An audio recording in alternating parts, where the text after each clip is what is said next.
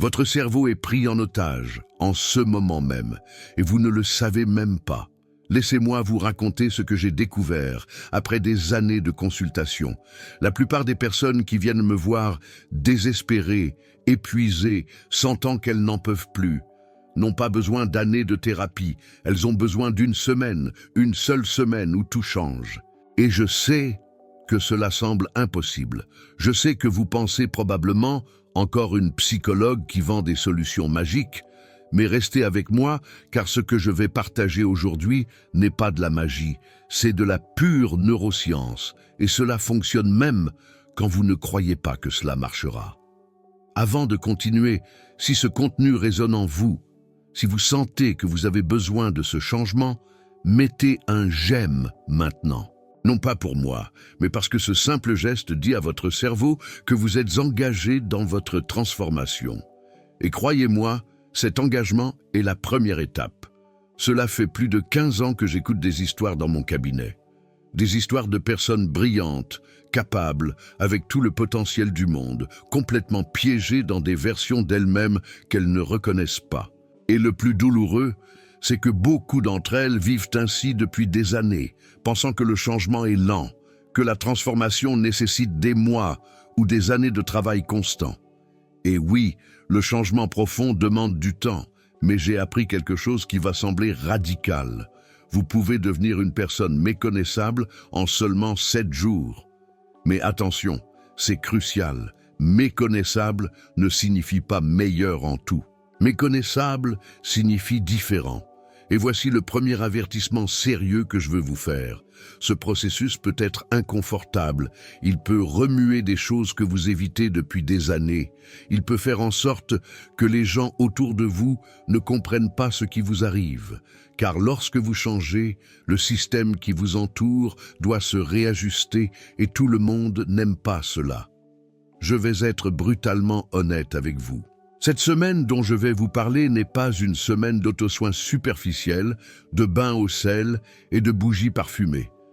Je ne parle pas de changer votre coupe de cheveux ou votre façon de vous habiller. Je parle d'intervenir dans les circuits neuronaux qui vous maintiennent piégés dans des modèles qui vous volent votre vie. Et cela demande du courage. En ce moment, il y a quelque chose dans votre vie qui vous consume. Cela peut être l'anxiété que vous ressentez chaque matin au réveil. Cela peut être cette relation qui vous vide de votre énergie. Cela peut être le travail que vous détestez, mais où vous allez comme un automate. Cela peut être cette version de vous-même que vous voyez dans le miroir et que vous ne reconnaissez pas. Quoi que ce soit, cette chose a une origine neurobiologique et donc une solution neurobiologique. Mais avant de vous donner les outils, vous devez comprendre quelque chose de fondamental. Votre cerveau ne veut pas que vous changiez. Votre cerveau est conçu pour la survie, pas pour le bonheur. Et la survie signifie prévisibilité, routine, le connu, même si le connu est douloureux. C'est pourquoi il est si difficile de changer. Ce n'est pas un manque de volonté, ce n'est pas que vous êtes faible, c'est que vous luttez contre des millions d'années d'évolution. Et voici quelque chose qu'on ne vous dira pas ailleurs. Le changement rapide peut être dangereux si vous ne savez pas le gérer. J'ai vu des gens essayer de se transformer du jour au lendemain et finir pire qu'avant parce qu'ils ne comprennent pas les mécanismes. C'est pourquoi je vais vous donner non seulement le quoi, mais aussi le comment et le pourquoi. Et surtout, je vais vous avertir des pièges. À la fin de cette vidéo, je vais vous raconter quelque chose que très peu de gens savent, quelque chose qui change complètement la façon dont nous comprenons la transformation personnelle, quelque chose qui a à voir avec une fenêtre temporelle spécifique dans votre cerveau qui ne s'ouvre que sous certaines conditions.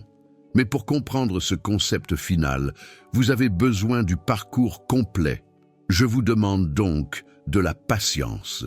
Chaque partie de ce que je vais partager avec vous s'appuie sur la précédente. Commençons par le début. Votre cerveau pèse environ 1,5 kg et consomme 20% de toute votre énergie. C'est une machine incroyablement efficace, mais aussi incroyablement paresseuse. Et quand je dis paresseuse, je ne le dis pas de manière péjorative, je le dis littéralement. Votre cerveau cherche constamment à dépenser moins d'énergie, à automatiser les processus. Ces raccourcis sont ce que nous appelons des habitudes, des schémas de pensée, des croyances. Et voici le problème. Beaucoup de ces raccourcis ont été créés quand vous étiez enfant, quand votre cerveau était en développement, quand vous n'aviez pas les outils pour traiter la réalité de manière mature. Et pourtant, vous continuez à utiliser ces mêmes circuits neuronaux des décennies plus tard.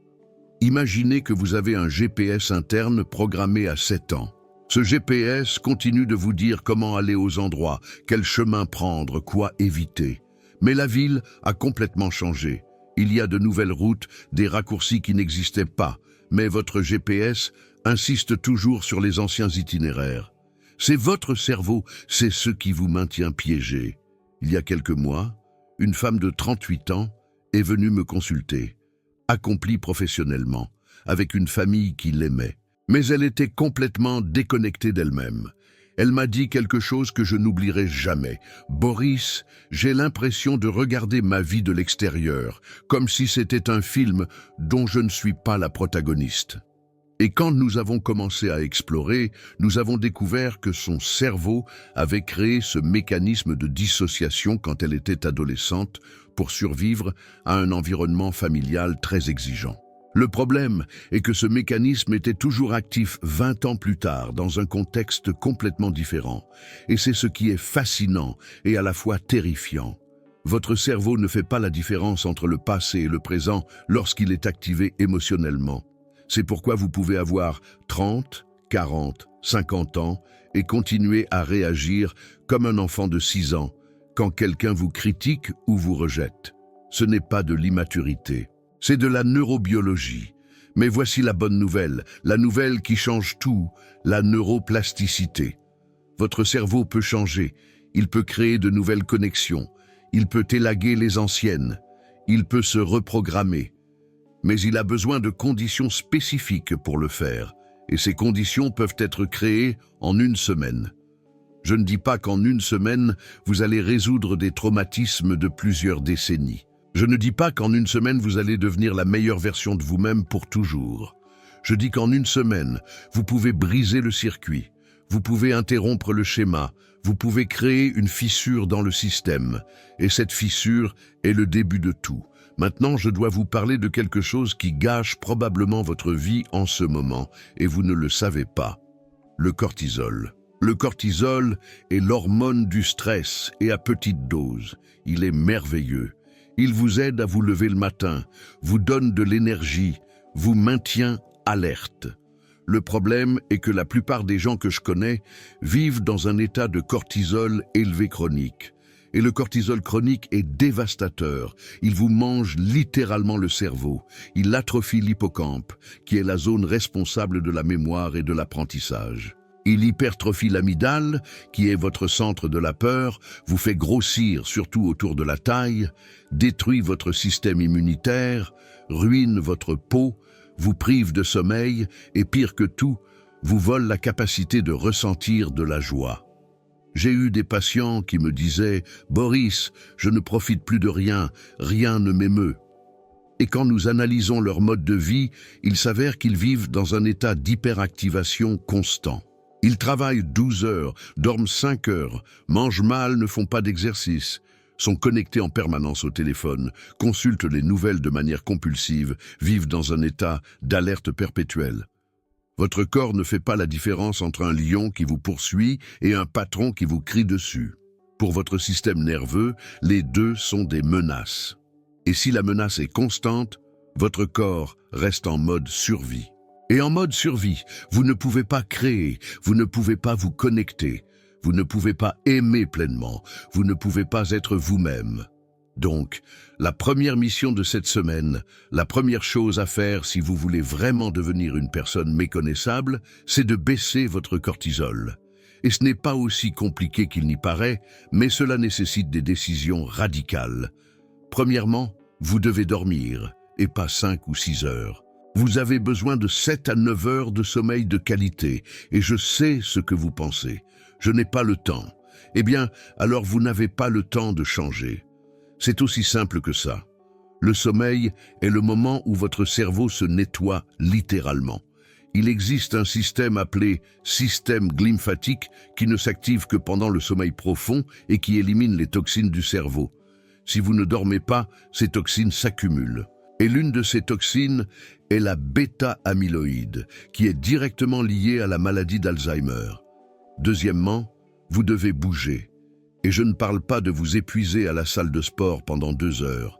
Je parle de mouvements quotidiens, de préférence en plein air, de préférence à la lumière naturelle. 30 minutes de marche peuvent réduire votre cortisol jusqu'à 20%. 30 minutes. C'est moins de temps que vous ne passez sur Instagram sans but. Troisièmement, vous devez lâcher le téléphone. Et voici l'une des choses les plus importantes que je vais vous dire dans toute cette vidéo. Quelque chose qui a un lien direct avec ce concept final dont je vais vous parler. Alors, faites très attention. Votre téléphone détruit votre capacité d'attention et sans capacité d'attention, aucune transformation n'est possible. Nous vivons à l'ère de la distraction constante. Votre téléphone est une machine à dopamine conçue par les meilleurs ingénieurs du monde pour vous garder accroché. Chaque notification, chaque j'aime, chaque message est une petite dose de dopamine qui renforce le circuit de la récompense. Et voici le problème. La dopamine et le cortisol sont intimement liés. Lorsque vous cherchez compulsivement de la dopamine par des stimuli externes, votre cortisol monte. C'est un paradoxe pervers. Vous cherchez du plaisir, mais vous générez du stress. Mais il y a encore plus grave. Votre capacité d'attention soutenue est directement liée à votre capacité de changer. Si vous ne pouvez pas maintenir votre attention sur quelque chose plus de 3 minutes, vous ne pouvez pas créer de nouveaux circuits neuronaux. C'est impossible. La neuroplasticité nécessite une attention soutenue, de la répétition, une pratique délibérée. Et la plupart des gens ont complètement perdu cette capacité. Ils consultent leur téléphone toutes les 3 minutes. Ils ne peuvent pas regarder un film sans être sur leur portable. Ils ne peuvent pas tenir une conversation sans regarder l'écran. Ils ne peuvent pas lire un livre plus de 5 minutes sans se distraire. Et ensuite, ils se demandent pourquoi ils ne peuvent pas changer, pourquoi ils ne peuvent pas méditer, pourquoi ils ne peuvent pas se concentrer, pourquoi ils se sentent vides. C'est parce que leur cerveau est complètement fragmenté. Pendant cette semaine, vous allez devoir faire quelque chose de radical. Limiter votre utilisation du téléphone à des moments spécifiques de la journée. Et je sais que cela génère de la résistance. Je sais que votre cerveau va crier, va inventer des excuses, va vous dire que c'est impossible, que vous devez être connecté pour le travail, la famille, peu importe. Mais la vérité est que vous n'avez pas besoin d'être disponible 24 heures sur 24. Personne n'en a besoin. Je vais vous raconter quelque chose de personnel. Il y a des années, j'étais aussi complètement accro au portable. Je répondais aux messages à 23 heures. Je consultais mes emails le dimanche matin. Je dormais avec le téléphone sur la table de nuit. Et un jour, j'ai réalisé que j'avais perdu quelque chose de fondamental. La capacité de m'ennuyer.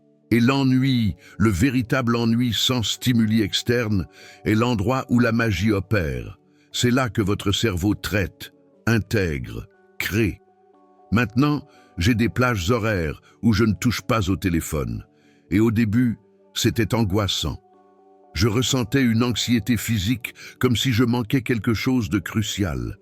Mais cette anxiété est fausse. C'est votre cerveau qui demande sa dose de dopamine. Et quand vous apprenez à tolérer cet inconfort, quand vous apprenez à être avec vous-même sans distraction, tout change. Parlons maintenant de quelque chose que beaucoup de gens sous-estiment, la nourriture. Votre cerveau est un organe physique qui a besoin de nutriments spécifiques pour fonctionner, et si vous le nourrissez de déchets, il fonctionnera comme un déchet. C'est aussi simple que ça. Le sucre est probablement l'ennemi numéro 1 de votre cerveau. Le sucre génère des pics de glucose suivis de chutes brutales, et ces montagnes russes de glucose se traduisent par des montagnes russes émotionnelles. Vous vous sentez bien pendant une demi-heure et ensuite vous vous effondrez et votre cerveau, désespéré de se sentir bien à nouveau, vous demande plus de sucre. C'est un cycle vicieux. De plus, le sucre génère de l'inflammation. Et l'inflammation cérébrale est directement liée à la dépression, à l'anxiété, au déficit de l'attention, au déclin cognitif. Des études montrent que les personnes qui consomment beaucoup de sucre ont jusqu'à 30% plus de risques de développer une dépression. Mais il ne s'agit pas seulement d'éliminer le mauvais, il s'agit d'ajouter le bon. Votre cerveau a besoin de graisses saines, d'oméga 3, d'huile d'olive, d'avocat, de noix. Il a besoin de protéines de qualité pour produire des neurotransmetteurs. Il a besoin de légumes à feuilles vertes, riches en folates et magnésium. Il a besoin d'hydratation, beaucoup d'eau propre. Pendant cette semaine, je vous demande de faire une expérience radicale. Éliminez le sucre transformé, l'alcool, les ultra-transformés. Mangez de la vraie nourriture, des légumes, des fruits, des protéines de qualité, des graisses saines. Et observez comment vous vous sentez. Vous n'avez pas besoin d'un régime parfait pour toujours. Juste une semaine à nourrir correctement votre cerveau pour voir la différence. Et voici quelque chose d'important. La connexion entre votre intestin et votre cerveau est directe. On l'appelle l'axe intestin-cerveau. Votre intestin produit 90% de votre sérotonine, qui est le neurotransmetteur du bonheur. Si votre intestin est enflammé, plein de mauvaises bactéries, nourri de malbouffe, votre production de sérotonine s'effondre et sans sérotonine, aucun bien-être n'est possible. Nous allons maintenant entrer en terrain glissant. Nous allons parler des gens, et c'est difficile parce que souvent, les personnes qui nous font du mal sont celles que nous aimons le plus. Famille, partenaires, amis de toujours. Mais vous devez comprendre quelque chose. Les relations toxiques vous rendent malade, littéralement. Être avec quelqu'un qui vous critique constamment, qui vous invalide, qui vous fait vous sentir petit, qui vous manipule, qui vous fait douter de vous-même, active votre système de stress de la même manière qu'un traumatisme physique. Et le pire, c'est que souvent ces relations sont si subtiles que nous ne les identifions pas. Il n'y a pas de cris, pas de violence physique. Mais il y a un flux constant de commentaires blessants, de dévalorisation déguisée en blague, de manipulation émotionnelle, de culpabilisation. Je me souviens d'un patient venu il y a quelque temps, complètement épuisé. Il me racontait que sa partenaire le critiquait constamment, comment il s'habillait, comment il parlait, ses décisions, sa famille, mais toujours avec un sourire, finissant toujours par « c'est pour ton bien ». Et il avait fini par croire que le problème venait de lui, qu'il était trop sensible, qu'il devait changer, jusqu'au jour où il a réalisé qu'il avait cessé d'être lui-même. Il était devenu une version diluée, effrayée, constamment en alerte. Pendant cette semaine, vous allez devoir faire quelque chose de très courageux, identifier qui vous apporte du positif et qui vous en enlève. Et une fois identifié, posez des limites. Et je sais que cela fait peur, surtout si la personne toxique est un proche. Mais poser des limites n'est pas égoïste. Poser des limites, c'est de la survie émotionnelle. Une limite peut être aussi simple que « je ne permettrai pas que tu me parles sur ce ton » ou « j'ai besoin d'espace » ou « ce sujet n'est pas ouvert à la discussion ». Vous n'avez pas besoin d'être agressif. Vous n'avez pas nécessairement besoin de rompre les relations. Mais vous devez cesser de permettre qu'on vous traite de manière nuisible. Et voici ce que peu de gens comprennent. Lorsque vous posez des limites saines, les gens qui vous aiment vraiment les respectent. Ils peuvent être surpris, avoir besoin de temps pour s'adapter, mais ils respectent. Les personnes toxiques, en revanche, se fâchent, vous manipulent, vous font sentir coupable, essaient de briser ces limites. Et cela vous dit tout ce que vous avez besoin de savoir. Je dois faire une pause ici pour parler de quelque chose de complètement contre-intuitif dans notre société hyper connectée. Le besoin d'être seul. Je ne parle pas d'isolement. Je ne parle pas d'éviter les gens, je parle de solitude choisie, consciente, nourrissante. Nous vivons dans une culture qui a diabolisé la solitude. Être seul est perçu comme quelque chose de triste, comme un échec social. C'est pourquoi beaucoup de gens remplissent chaque moment libre avec des activités, du bruit, des gens, n'importe quoi pour éviter d'être seul avec leurs pensées. Mais être seul est l'endroit où l'on se trouve soi-même, où l'on traite ses émotions, où l'on écoute sa voix intérieure, qui a été réduite au silence par des années de bruit extérieur. C'est là que vous pouvez vraiment vous demander « Qu'est-ce que je veux? Qu'est-ce que je ressens? Qui suis-je quand je ne joue pas un rôle pour les autres ?» Pendant cette semaine, vous avez besoin de moments de vraie solitude. Pas de solitude avec le téléphone à la main, pas de solitude avec Netflix en fond, une solitude silencieuse, où il n'y a rien d'autre que vous et vos pensées. Et je sais que cela va être inconfortable, des émotions que vous avez évitées vont surgir, des pensées que vous avez enterrées vont apparaître. Il y aura des moments d'anxiété, d'ennui, d'agitation, laissez-les être. Ne les rejetez pas, ne les distrayez pas, observez-les, car ces émotions, ces pensées, contiennent des informations cruciales sur vous-même. Ce sont les signaux que votre corps et votre esprit tentent de vous envoyer, mais que vous avez ignorés. Passons maintenant à quelque chose de profond, votre dialogue intérieur, la voix dans votre tête, celle qui commande tout ce que vous faites, tout ce qui vous arrive, tout ce que vous êtes. Cette voix a un pouvoir immense sur votre vie, et dans la plupart des cas, cette voix est cruelle, critique, impitoyable. Pensez à la façon dont vous vous parlez quand vous commettez une erreur. Vous vous dites probablement des choses que vous ne diriez jamais à un ami. Tu es un idiot, tu gâches toujours tout, tu ne sers à rien, personne ne t'aimera. Ce genre de phrase n'est pas anodin. Chacune d'elles est comme un coup de marteau sur votre estime de soi, votre confiance, votre sentiment de valeur. Et ce qui est intéressant, c'est que cette voix critique n'est souvent même pas la vôtre. C'est la voix de votre père, de votre mère, d'un professeur, de quelqu'un qui vous a marqué dans l'enfance, mais vous l'avez tellement intériorisée que vous pensez maintenant que c'est votre propre voix. Pendant cette semaine, je vous demande de faire quelque chose. Observez votre dialogue intérieur. N'essayez pas encore de le changer. Observez-le simplement. Prenez conscience de combien de fois par jour vous vous critiquez, vous vous jugez, vous vous dévalorisez. Et quand vous le capturez, demandez-vous à qui appartient vraiment cette voix. Est-ce que je parlerai ainsi à quelqu'un que j'aime? Car voici la clé.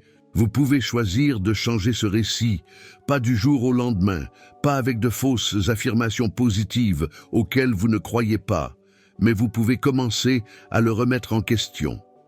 Quand votre esprit vous dit « tu es un échec », vous pouvez répondre « c'est une opinion, pas un fait ». Quand il vous dit « personne ne t'aime », vous pouvez répondre « j'ai des preuves du contraire ». Il ne s'agit pas de se mentir, mais d'être objectif. La plupart du temps, votre critique intérieure déforme la réalité, magnifiant le négatif, minimisant le positif, et ces distorsions vous maintiennent piégés. Revenons au corps, car tout cela, cerveau, émotion, pensée, n'existe pas dans le vide. Cela existe dans un corps physique qui a besoin de bouger. Nous sommes conçus pour le mouvement. Nos ancêtres marchaient des kilomètres chaque jour, chassaient, cueillaient, couraient, grimpaient. Et pourtant, nous passons 8, 10, 12 heures assis et cette immobilité a des conséquences dévastatrices. L'exercice physique est probablement l'antidépresseur le plus efficace qui existe. Je n'exagère pas. Des études montrent que l'exercice régulier est aussi efficace que les médicaments pour les cas de dépression légère à modérée. Pourquoi ? Parce que l'exercice libère des endorphines, qui sont vos opioïdes naturels. Il augmente la production de facteurs neurotrophiques dérivés du cerveau, qui est comme un engrais pour vos neurones. Il réduit le cortisol, améliore votre sommeil, augmente votre énergie. Mais voici le piège. Quand vous êtes déprimé, anxieux ou épuisé, la dernière chose dont vous avez envie est de bouger. Votre corps est en mode économie d'énergie. Votre cerveau vous dit « repose-toi, ne fais rien. Et si vous l'écoutez, le cycle s'aggrave. C'est pourquoi vous devez bouger surtout quand vous en avez le moins envie. Je ne parle pas de courir un marathon, je parle de sortir marcher 15 minutes, de monter des escaliers, de danser dans votre chambre, de faire des étirements, tout ce qui sort votre corps du mode sédentaire.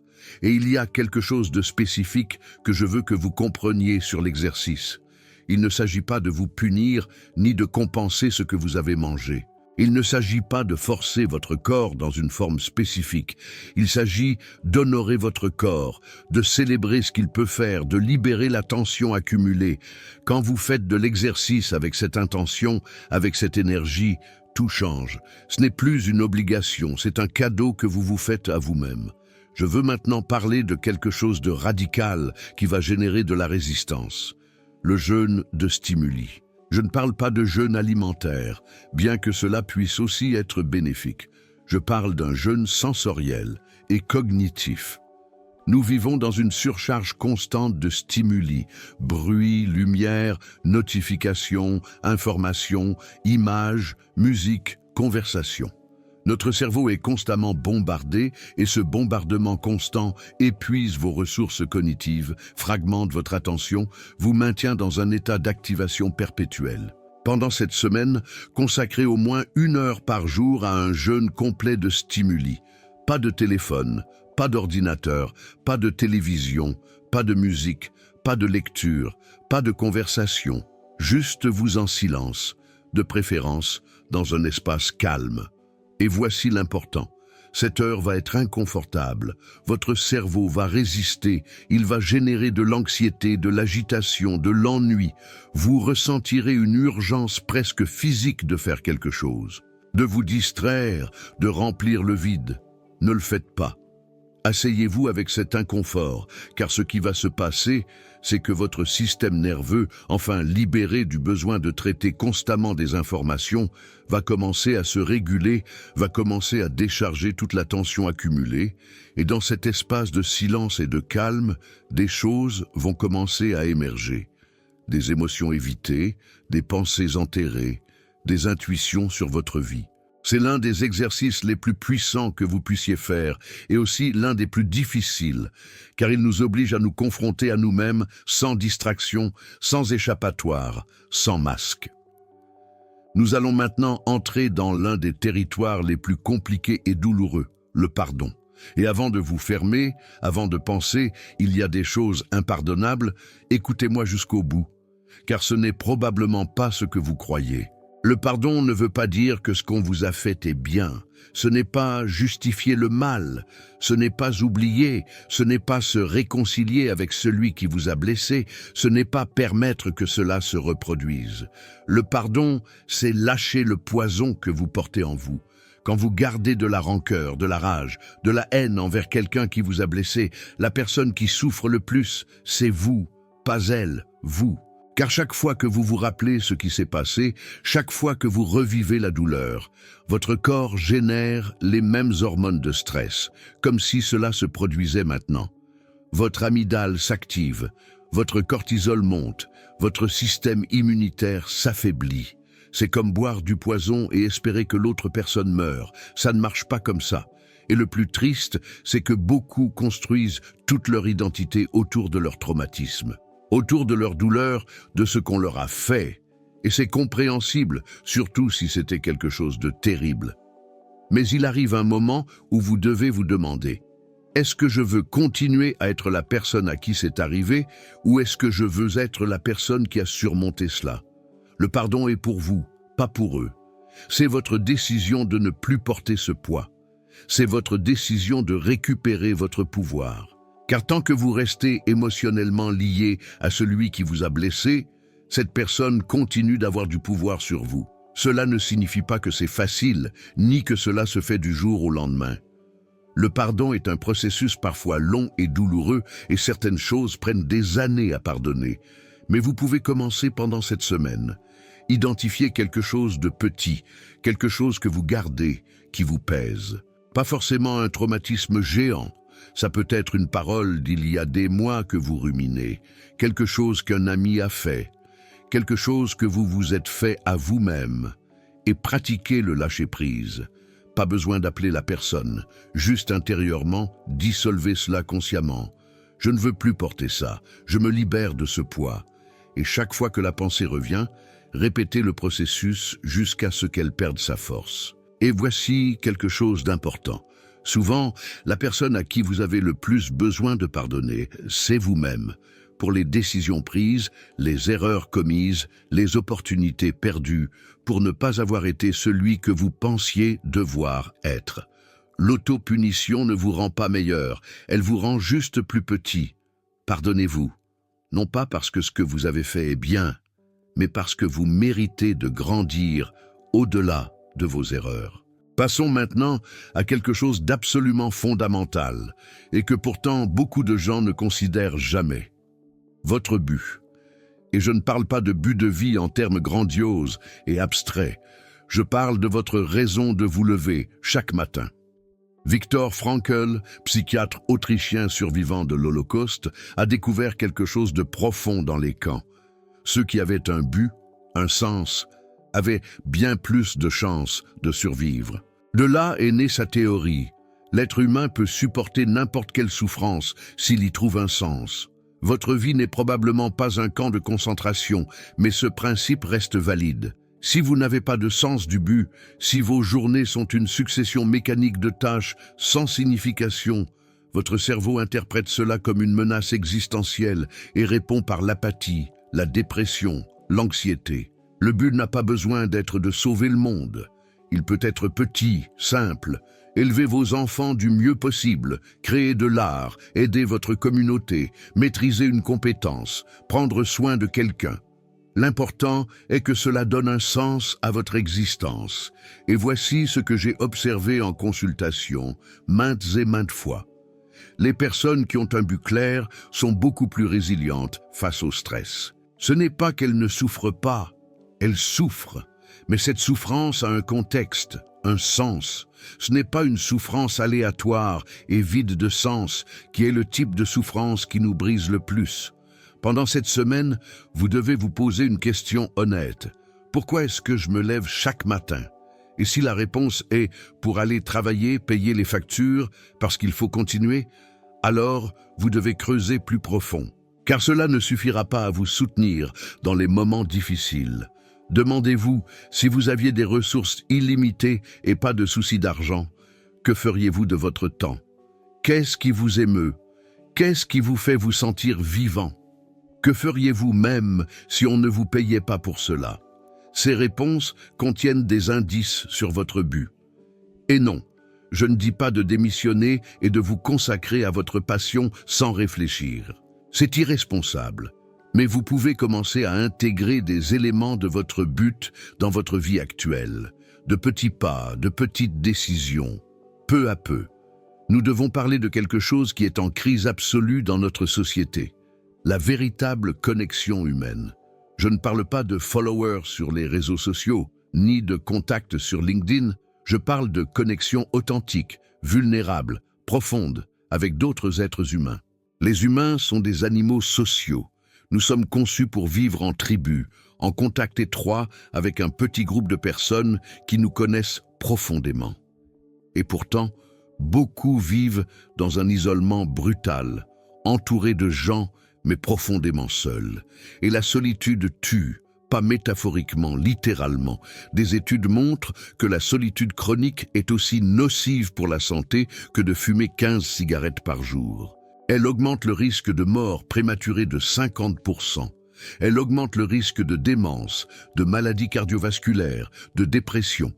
Mais voici le problème. La connexion réelle nécessite de la vulnérabilité, de se montrer tel que l'on est avec ses peurs, ses insécurités, ses imperfections. Et cela terrorise car quand vous vous montrez vulnérable, vous pouvez être rejeté, jugé, blessé. C'est pourquoi beaucoup ont des centaines d'amis, mais personne avec qui être complètement honnête. Ils ont des conversations superficielles, mais jamais de connexion réelle et se sentent profondément seuls à l'intérieur. Pendant cette semaine, je vous demande de faire un pas vers la vulnérabilité. Cherchez quelqu'un en qui vous avez confiance et partagez quelque chose de vrai. Pas besoin que ce soit votre traumatisme le plus profond. Cela peut être simplement admettre que vous traversez un moment difficile, que vous avez peur, que vous n'avez pas toutes les réponses, que vous avez besoin d'aide, et observer ce qui se passe. Dans la plupart des cas, quand vous vous permettez d'être vulnérable, vous donnez la permission à l'autre de faire de même. Et c'est dans cet échange de vulnérabilité que la magie opère, que la connexion réelle se crée. J'avais un patient qui me disait n'avoir aucun ami réel. En explorant sa façon d'interagir, j'ai réalisé qu'il était toujours en mode « tout va bien ». Toujours fort, toujours contrôlé, toujours aidant les autres, mais ne demandant jamais d'aide. Les gens ne le connaissaient pas vraiment. Je lui ai proposé une expérience. La prochaine fois qu'on lui demanderait « Comment ça va ?», au lieu de répondre automatiquement « Bien », il répondrait avec honnêteté, même si c'était inconfortable. Et il l'a fait. Et l'autre personne, au lieu de s'éloigner, s'est rapprochée, a partagé ses propres luttes et une véritable amitié est née. Je dois faire une pause pour vous avertir d'une chose cruciale. Je vous ai parlé de la façon de devenir méconnaissable en une semaine et c'est possible, mais vous devez comprendre les risques. Le changement rapide peut être déstabilisant.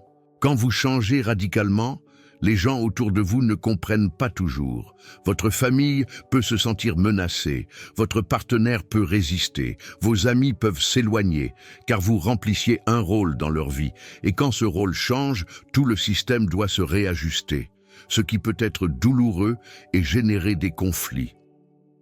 C'est pourquoi il est si important que ce changement vienne d'un endroit authentique, d'un besoin réel, pas d'une impulsion pour fuir vos problèmes. De plus, le changement rapide peut générer une sorte d'euphorie initiale. Tout est nouveau, excitant, vous sentez que vous vivez enfin. Mais cette euphorie finit par retomber, et quand elle retombe, vous devez avoir des structures en place pour soutenir les changements. Sinon, vous reviendrez à vos anciens modèles. C'est pourquoi cette semaine n'est pas la fin, c'est le début. C'est l'interruption du modèle, mais ensuite vient le travail de consolidation, de rendre ces changements durables. Vous devez aussi être honnête avec vous-même. Êtes-vous prêt pour ce changement? Parfois, nous nous accrochons à nos modèles destructeurs pour des raisons. Ils nous donnent quelque chose, de l'attention, une excuse pour ne pas essayer de nouvelles choses, une façon d'éviter la responsabilité. Si vous n'êtes pas prêt à lâcher ces bénéfices secondaires, le changement ne sera pas durable. Je veux vous donner un outil incroyablement puissant, l'écriture expressive. Je ne parle pas de tenir un joli journal avec des phrases inspirantes. Je parle d'écrire de façon brute, honnête, sans filtre sur ce que vous ressentez. Il y a des décennies de recherches sur l'écriture expressive. Des études psychologiques ont découvert qu'écrire sur des expériences traumatisantes ou difficiles pendant seulement 15 ou 20 minutes par jour, durant 4 jours consécutifs, a des effets profonds sur la santé. Les gens qui font cet exercice montrent une amélioration de leur fonction immunitaire, une réduction des visites chez le médecin, une baisse de la tension artérielle, une amélioration de l'humeur, de meilleures performances. Et ce qui est fascinant, c'est que ces effets persistent des mois après avoir terminé l'exercice. Pourquoi cela fonctionne-t-il? Parce que quand vous écrivez sur ce qui vous fait mal, vous forcez votre cerveau à organiser l'expérience, à lui donner une structure narrative, à lui trouver un sens, et dans ce processus, l'expérience perd une partie de sa charge émotionnelle. De plus, nous avons souvent des pensées qui tournent en rond.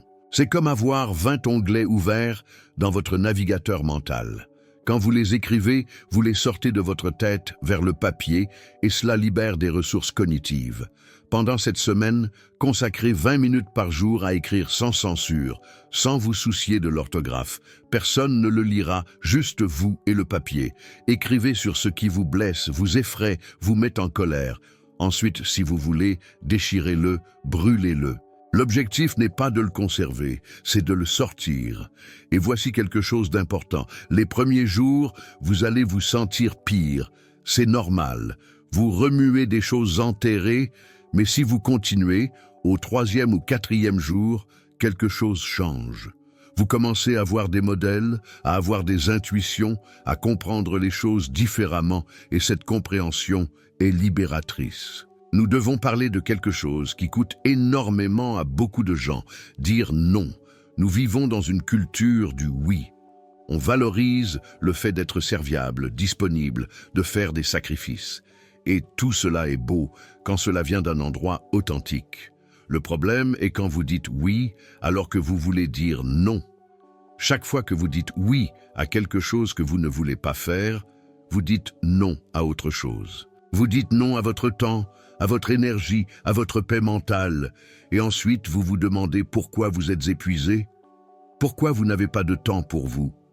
Beaucoup de gens, surtout ceux éduqués pour faire plaisir, ont une peur profonde du conflit, du rejet, de décevoir. C'est pourquoi ils disent oui à tout et se remplissent d'engagements qu'ils ne veulent pas, de responsabilités qui ne leur appartiennent pas. Et voici l'ironie. Quand vous dites oui à tout, votre oui perd de la valeur. Les gens commencent à vous prendre pour acquis. Ils supposent que vous serez toujours disponible. Et quand vous dites finalement non, ils sont surpris, offensés, vous font sentir coupable. Pendant cette semaine, entraînez-vous à dire non. Commencez par de petites choses. Quelqu'un vous demande un service que vous pouvez faire, mais que vous ne voulez pas faire. Dites non sans justifications élaborées. Un simple « je ne peux pas » ou « cela ne m'arrange pas » suffit. Et observez ce qui se passe dans votre corps. Vous ressentirez probablement de l'inconfort, de la culpabilité. Ce sont les signaux de votre ancienne programmation. Ne les rejetez pas, observez-les. Respirez à travers eux et laissez-les passer, car de l'autre côté du non se trouve votre liberté. De l'autre côté du non se trouve votre temps. Nous arrivons maintenant au concept promis au début, celui qui change tout. Faites très attention car c'est crucial. Votre cerveau a des moments de plus grande plasticité, des moments où il est plus ouvert au changement, appelés fenêtres de plasticité. Normalement, elles se produisent durant l'enfance et l'adolescence, mais elles peuvent aussi s'ouvrir à l'âge adulte sous des conditions spécifiques. Quelles sont ces conditions ? Des états de haute activation émotionnelle, des expériences nouvelles, intenses, des situations qui brisent vos modèles habituels. C'est pourquoi les moments de crise sont souvent des moments de transformation, car ils ouvrent ces fenêtres. Et voici la clé. Cette semaine dont je vous parle est conçue spécifiquement pour ouvrir cette fenêtre. Quand vous réduisez votre cortisol, bougez, mangez bien, dormez, méditez, vous exposez à du nouveau, vous créez les conditions pour que votre cerveau entre dans un état de plus grande plasticité. Et dans cet état, les changements que vous faites se consolident plus vite et plus profondément. C'est comme si votre cerveau était de l'argile. Normalement, cette argile est sèche, difficile à modeler, mais durant ces fenêtres, elle devient humide, malléable. C'est pourquoi il est possible de devenir méconnaissable en une semaine. Non pas parce que la semaine est magique, mais parce que vous créez les conditions pour un changement accéléré. Mais voici l'avertissement critique. Cette fenêtre se referme. Si vous ne consolidez pas les changements pendant cette période, si vous revenez à vos anciens modèles quand la fenêtre se ferme, vous aurez perdu l'opportunité. C'est pourquoi il est si important d'être intentionnel et cohérent. Et c'est pourquoi ce que vous faites après cette semaine est important, car les changements initiés ici doivent être renforcés. Cette semaine n'est pas un point d'arrivée, c'est un point de départ.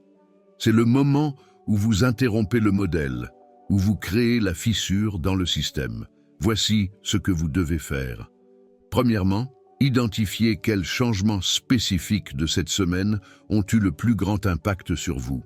Le sommeil, l'exercice, la méditation, ce sont les changements à prioriser à long terme. N'essayez pas de tout maintenir parfaitement, c'est insoutenable. Mais identifiez les 2 ou 3 changements clés et engagez-vous à les maintenir. Deuxièmement, construisez des systèmes. Ne dépendez pas de la motivation. La motivation est éphémère. Les systèmes sont ce qui vous soutient quand la motivation disparaît. Si vous voulez méditer, préparez votre espace la veille. Si vous voulez mieux manger, planifiez vos repas. Troisièmement, trouvez du soutien. Quelqu'un qui vous accompagne. Un ami, un thérapeute. Le changement individuel est difficile. Le changement en communauté est plus durable. Quatrièmement, soyez compatissant envers vous-même quand vous échouez, car vous allez échouer. Vous aurez des jours où vous ne méditerez pas, où vous mangerez mal. Cela ne signifie pas que tout est perdu. Cela signifie que vous êtes humain.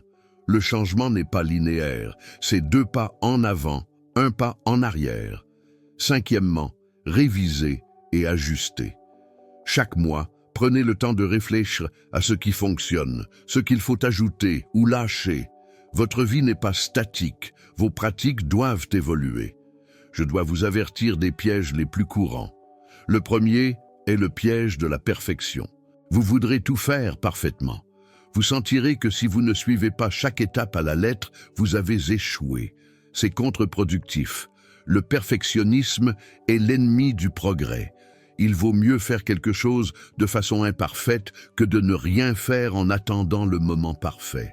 Si un jour, vous ne pouvez méditer que 5 minutes, ces 5 minutes comptent. Un faux pas n'efface pas tous les pas en avant. Le deuxième piège est la comparaison. Vous voudrez comparer vos progrès à ceux des autres. Vous verrez quelqu'un sur les réseaux sociaux qui semble avoir tout résolu et vous sentirez que vous allez trop lentement. Mais la transformation de chaque personne est unique. Il n'y a pas de ligne temporelle correcte. Le troisième piège est de vouloir tout régler à la fois. Cette semaine, je vous ai donné beaucoup d'outils. Votre cerveau peut se sentir dépassé. N'essayez pas de tout implémenter simultanément. Choisissez les 3 ou 4 choses qui résonnent le plus avec vous. Le quatrième piège est le tout ou rien. Si je ne peux pas faire cette semaine parfaitement, je ne commence pas. Si j'ai rompu le régime, je mange tout ce que je veux. Ce schéma binaire vous maintient piégé. La vie n'est pas noire ou blanche. Le progrès se fait dans les nuances de gris. Le cinquième piège, et peut-être le plus dangereux, est de faire ce processus pour de mauvaises raisons. Si vous essayez de changer pour plaire à quelqu'un, pour entrer dans un standard externe, cela ne fonctionnera pas à long terme. Le changement durable vient d'un désir interne authentique. Le sixième piège est de s'isoler complètement. Oui, vous avez besoin de solitude, mais aussi de connexion. Ne rejetez pas le soutien. Je veux revenir au corps, car nous avons tendance à trop intellectualiser. Nous pensons que le changement se produit dans l'esprit, mais votre corps garde la mémoire de tout ce que vous avez vécu. C'est la mémoire somatique. Votre corps se souvient du traumatisme, de la peur, de la tension, même quand votre esprit conscient a oublié. C'est pourquoi vous pouvez avoir des réactions physiques intenses face à certaines situations. C'est pourquoi le travail corporel est si important. Il ne suffit pas de comprendre cognitivement, vous devez libérer ce que votre corps garde, et cela se fait par le mouvement, la respiration, l'expression physique. Quand vous ressentez de la tristesse, ne la réprimez pas. Pleurez avec tout votre corps. Quand vous ressentez de la rage, trouvez des moyens sûrs de l'exprimer. Criez là où personne ne vous entend. Frappez un coussin. Votre corps a besoin de compléter les cycles émotionnels que vous avez interrompus pendant des années. J'ai travaillé avec des personnes qui ont passé des années en thérapie verbale sans traiter réellement leur traumatisme. Parfois, une session de mouvement conscient génère plus de libération que des mois de conversation. Je ne dis pas que la thérapie verbale n'est pas importante, elle l'est, mais le corps doit faire partie du processus de guérison. Nous vivons dans une culture qui glorifie l'indépendance absolue. Je n'ai besoin de personne, je peux tout faire seul. Ce mythe nous tue. Les humains ne sont pas conçus pour l'autosuffisance complète, mais pour l'interdépendance. Nous avons besoin des autres. Reconnaître ce besoin n'est pas une faiblesse, c'est de la maturité. Pendant cette semaine et le reste de votre vie, vous avez besoin d'un réseau de soutien. Vous avez besoin de personnes avec qui être vulnérable, qui célèbrent vos victoires et vous soutiennent dans vos chutes. Et cela signifie être prêt à demander de l'aide, à dire « je n'y arrive pas, j'ai peur ». Cela peut être terrifiant si vous avez construit votre identité autour du fait d'être la personne forte. Mais lâcher ce masque est paradoxalement là où vous trouverez votre vraie force.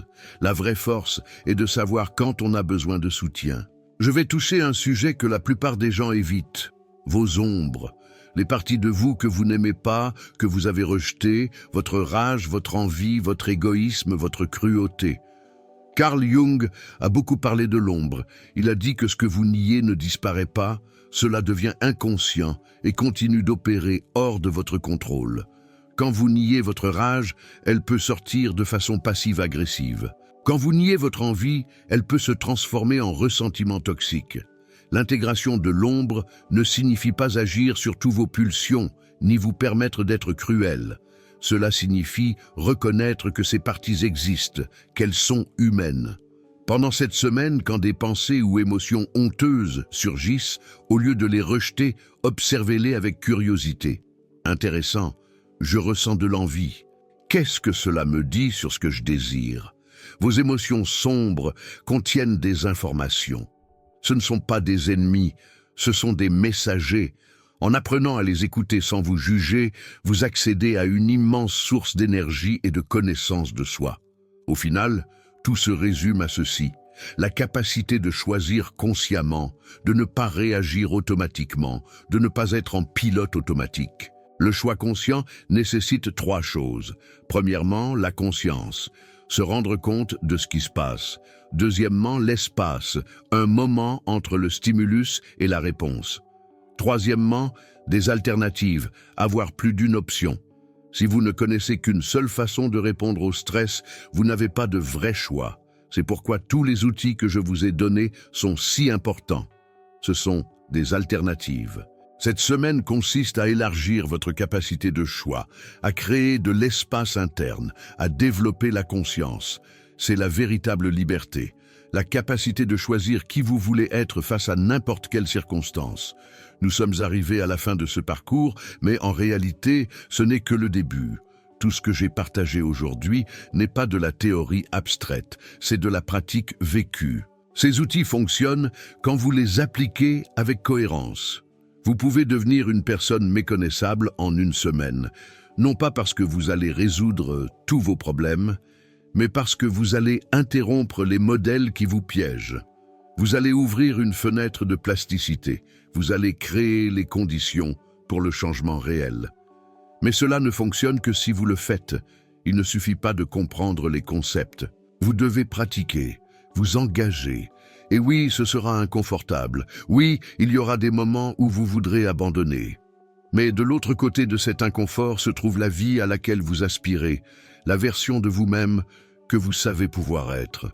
N'attendez pas le moment parfait, n'attendez pas d'avoir tout résolu. Commencez maintenant. Commencez aujourd'hui avec la prochaine respiration consciente. Et rappelez-vous que vous n'êtes pas seul. Il y a des millions de personnes sur ce même chemin de transformation qui choisissent consciemment de devenir la meilleure version d'elles-mêmes, qui font le travail difficile de guérir et de grandir.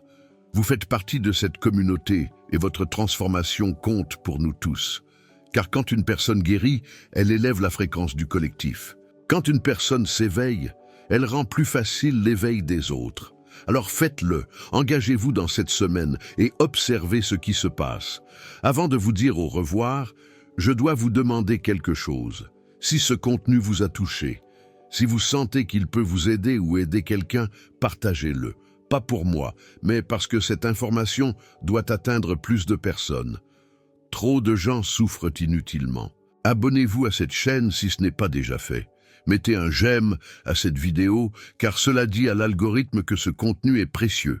Et surtout, laissez-moi un commentaire pour me dire ce qui a résonné en vous, ce que vous allez implémenter.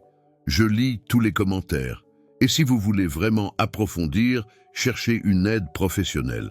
Un bon thérapeute peut faire une énorme différence. Rappelez-vous, vous avez tout ce qu'il faut en vous. Vous avez juste besoin des outils pour y accéder. Et je vous ai donné ces outils aujourd'hui. Votre cerveau est plastique, votre vie n'est pas déterminée, votre passé ne doit pas dicter votre futur. Vous pouvez changer, vous transformer, devenir qui vous êtes vraiment quand vous enlevez toutes les couches de conditionnement. Cette personne en dessous, c'est elle que vous allez découvrir. Non pas quelqu'un de nouveau, mais qui vous avez toujours été, enfin libre. Merci d'être là, merci pour votre temps, merci pour votre courage de considérer que le changement est possible et surtout merci de vous être choisi vous-même. On se voit dans la prochaine vidéo.